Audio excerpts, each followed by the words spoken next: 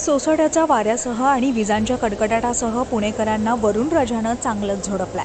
मान्सूननं पुणे जिल्ह्यात प्रवेश केला असून राज्यातही पुढील 2 दिवसात मजल मारणार असल्याची माहिती हवामान विभागानं दिली आहे। आलेल्या पावसानं मात्र पुण्यातील रस्त्यांना नद्यांचं स्वरूप आलेलं पाहायला मिळतंय। दिवसभराच्या ढगाळ वातावरणानंतर पुणे शहरात जोरदार पावसाचं आगमन झालेलं आहे। पावसाचा जोर चांगलाच असल्यानं रस्ते पाण्याखाली गेले। पाण्याचा प्रवाह सर्वत्र वाहत असून आकाश भरून आलाय, त्यामुळे पुणेकरांना आता ट्रॅफिकचा सामना करावा लागतोय। पुण्यातील वडगाव बुद्रुक या ठिकाणच्या पुलाखाली प्रचंड पाणी साठल्यानं वाहतुकीस त्या ठिकाणी अडथळा निर्माण झाला। पुढील 2 दिवसात मान्सून इतर भागात धडक मारेल आणि राज्यातील काही जिल्ह्यात जोरदार पावसाचा इशारा हवामान विभागानं दिला।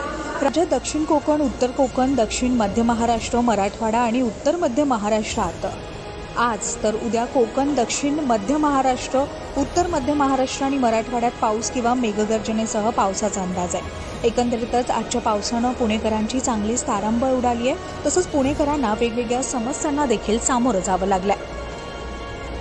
Shivani Dhumal, news 18 local, Pune.